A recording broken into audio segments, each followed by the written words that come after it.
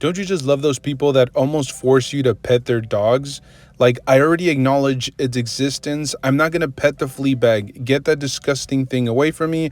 And by the way, if you have a dog, please don't let it lick my hands. That's absolutely disgusting. It spends half of its time licking its own testicles. People who treat their dogs as if they were their actual children are hilarious. Anyways, all jokes aside, in today's video, I'm doing it. This is something that has been rattling around my tiny little T-Rex brain, and I've wanted to make a video about it, but then something always happens, something comes up, and I'm not able to do it. But today we're doing it. We're talking about McFarlane potentially taking over, or I shouldn't say taking over, but getting a Marvel action figure license. I think as of the moment, they only have those pre-posed statue-like collectibles that he's been releasing thus far. They're essentially like 1/10 scale or 1/6 scale, and I'm assuming that there aren't that many OMs trying to make statues at that particular scale, and so he wasn't really like stepping on anybody's toes. It made perfect sense for Marvel to hand out that license to him. However, there's a very interesting proposition out there, and many people have already speculated about this, that potentially McFarlane could have his own 7-inch line for Marvel action figures. And I have to say, it's pretty enticing and not that out of possibility. If you really pay attention, he has been getting a lot of licenses directly from Hasbro or Marvel in general. We just talked about the pre-post statues, but he also did those small little like 4-inch 2-pack collectible figures with I believe they were page punchers as well, that included a comic book. He did some for the Transformers. He's done some for the GI Joes. It's only a matter of time before he's given the opportunity to actually make his own line at the 7-inch, or I should say make his own Marvel line at the 7-inch scale. Now, what's really interesting about this is there are already some 7-inch scale OMs making Marvel action figures. We have, for example, the Diamond Select line, which has been making Marvel Selects for quite some time now. Obviously less articulation, bigger figures. The sculpt is almost never accurate to the representation either on screen or in comic book form, but they do have somewhat of a following. Now, the only issue that I have with a Diamond Select, aside from the fact that they're not really well articulated, and that's what I'm all about. I love being able to pose my figures, and Marvel Select really doesn't do a very good job, with their collectibles. But they have a big issue with consistency.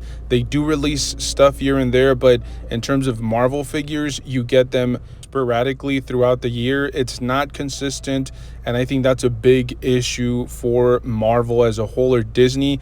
I would think that they would want to give out the license to an OM that is willing or capable of releasing figures more consistently and at a faster rate, because obviously that means more money for Disney in general. Hasbro has been doing a phenomenal job, or I should say a good job, with the Marvel Legends line. They sell a ton. And I don't see them losing the license to McFarlane at that 1/12 scale. And I should reiterate, the 1/12 scale isn't really true here for Marvel, the Marvel Legends line. Usually, if you're looking for like true 1/12 scale, you're looking at like maybe Mesco or SH, which are two other companies that actually own or have the rights to be able to make action figures at a completely, or I should say a slightly smaller scale than Hasbro. So again, really interesting to see Disney willing to hand out the rights to be able to make some of these action figures. And by the way, there are some that are overseas as well that I think are a little bit bigger.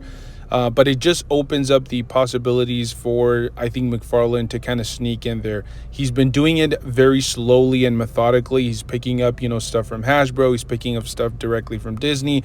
I think it's only a matter of time that he's able to pick up a 7-inch line for the Marvel franchise. And again, just to reiterate, I don't think that Hasbro will ever lose the license, or at least not in the foreseeable future.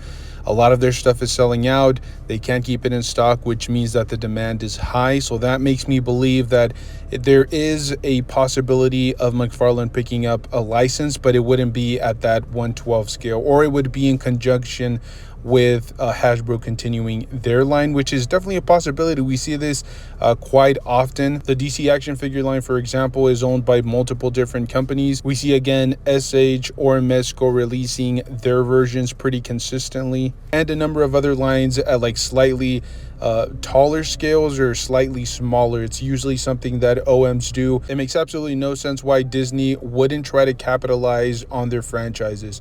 If they see an opportunity to continue with every OM at the moment, but then adding McFarlane to their roster of OMs, I think that's a very smart business decision. And so that's one of the main reasons why I feel like long term we could see McFarlane picking up the Marvel line, at least at that 1/10th scale. And let's be brutally honest here, the whole like post action figure line that McFarlane has been releasing, that could be somewhat of like an audition. Perhaps if Marvel continues to see a good amount of success from McFarlane with that particular line, maybe they trust him a little bit more with an actual Marvel action figure line. And it's also worth noting that some of the best comic book art, or even some of the best panels that have ever graced like a comic book page, a lot of those have actually come from McFarlane. Some of the most iconic Venom art is his.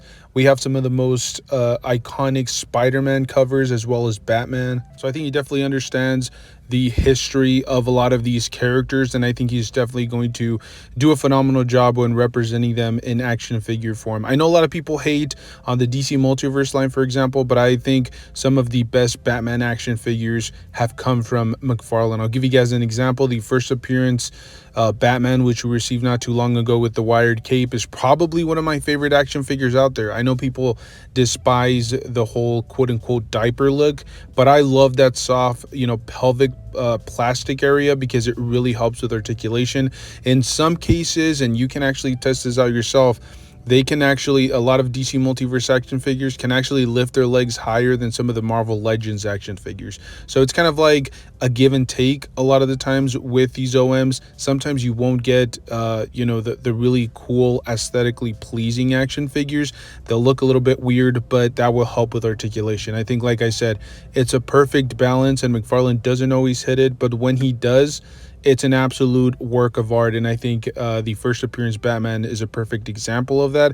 I don't know if that would work with like a Spider-Man or an Iron Man or, a War Machine or a Punisher, but it would definitely be interesting to see McFarlane's take on the Marvel universe. And even though I have been actively pretty critical of McFarlane with some of his re-releases or repaints or just reusing sculpts that have no need of being reused, he still does some phenomenal work from time to time. We get some really good accessories with some of the Batman action figures. We're getting wired capes or cloth capes in some situations. We're getting quite a few face plates with the collector's edition line. And then I can't speak highly enough of his deluxe DC Multiverse offering. Some of these have been as big as like over 9.5 inches. Could you imagine like a Hulk of that size with the McFarlane articulation scheme and the phenomenal sculpt that he usually gives us? Or maybe a Thanos of that size, maybe a deluxe size monster Venom, maybe even a McFarlane Hulkbuster. Like I said, the possibilities are endless. I could make a list like 100 different characters. My point being, I would love to see a McFarlaneized version of the Marvel universe. Not to say that I would purchase every single McFarlane Marvel action figure, but like I said, it would just be interesting and it would add even more variety to the Marvel universe. And for those few people out there, or many people out there, that would complain about yet another line for the Marvel universe, let me just clarify. We already have the Marvel Select line, which owns I believe the rights for that like 7-inch line or the 7-inch mark for the Marvel universe, and they've done absolutely nothing with it. As I said, they probably release one like every couple of months, and in some cases they're really well sculpted and really well detailed, but the articulation isn't there like the way that it is with the McFarlane multiverse line. So again, I'm just throwing it out there. If you're asking me who I would rather make Marvel action figures, I would 100% choose McFarlane over Diamond Select. They do some pretty good action figures from time to time, but recently I've been very disappointed. I haven't really picked up anything Diamond Select in quite some time. I think the last one that I picked up was the Immortal Hulk, which was like, 4 years ago. And even before that, it was like very sporadic purchases. Their ab crunch is absolutely horrendous. Sometimes they don't even have butterfly joints. They have double jointed or single jointed elbows and things of that nature. I get it. You're a bigger, beefier line at the closer to like the 7-inch mark, but still, if you're going to give us offerings at whatever size, you expect at least a decent amount of articulation. And if you're looking for that, I think the McFarlane line does a pretty good job, a solid job when it comes to articulation. And it wouldn't be the end of the world for something like this to happen. And it's not even that rare. For example, you have the G.I. Joe line, who now has the smaller 3 3/4 inch. We have the Super 7 versions. We have the ones from Hasbro. We have a lot of the imported figures. So there's definitely options when it comes down to some of these franchises. I already mentioned with DC, you still have Mezco, you still have SH. I believe Beast Kingdom still is able to manufacture action figures at that closer to 1/10 scale as well, or a little bit taller than 1/10. So there are a number of different options out there for almost every single line or every franchise. So it's not really out of the realm of possibilities for McFarlane to be able to acquire the Marvel license at a slightly bigger scale than Hasbro. It's exciting, it's enticing. Neither OM really does a great job. I think they do a solid job when it comes down to figures, but each individual OM has had some absolute bangers recently. I can point to some great Marvel Legends that have been released. Not everything, but there are some outliers where, the figures are just absolutely beautifully done. Same thing with a lot of DC Multiverse action figures recently. So I think both have some great offerings, and hey, there will be people out there that collect nothing but McFarlane action figures, and if they want to, join up their Marvel universe with their DC universe, they could be able to do that. I'm not going to be anybody to judge or to criticize. I just feel like they would offer more options, even more variety to the Marvel universe. And that's really all you want as an action figure collector. This video is essentially me saying, I think this is a real world possibility. It's not that outlandish to speculate on something like this. McFarlane has really been kind of opening up his arsenal. He's dipping his toes in a lot of different lines. We have the small 4-inch page punchers, even the 2-pack page punchers. And we're starting to see a lot of like the pre-post statues, things of that nature. He's worked a lot with video games. We saw a lot of the Witcher stuff, even the 40K Warhammer, where he's had a pretty decent amount of success. And I'm sure he's going to pick up way more video games in the foreseeable future, because he's always one of those guys that jumps in on action figure lines as they become available. I'm hoping that he does some of the newer video games, but only time will tell. I know he's kind of tried his hand at like Call of Duty action figures as well. So he's not afraid to kind of expand his reach in the action figure community. So this is just my personal opinion, my personal take. I would love to see something like this. I think it's kind of already happening. I think this is kind of his audition phase, where he's really showcasing to Disney or to Marvel what he's truly capable of. And if they like what he does, we could potentially see it. As I said, some of the best comic book covers have come from McFarlane, whether it's Superman, Spider-Man, Batman. He's done it all, and I think it's only a matter of time before he actually gets an opportunity to give it to us in action figure form. So let me know your thoughts down below. Would you guys like to see something like this? Do you guys just have like an upset stomach from the idea of McFarlane getting to make some Marvel action figures?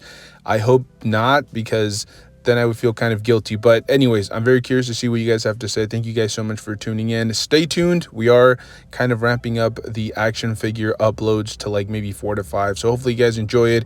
If you guys do, stay tuned and stay safe out there. As always, enjoy the hobby, pose your action figures, photograph them, just have fun with them. I'll see you guys in the next one. Thank you for tuning in.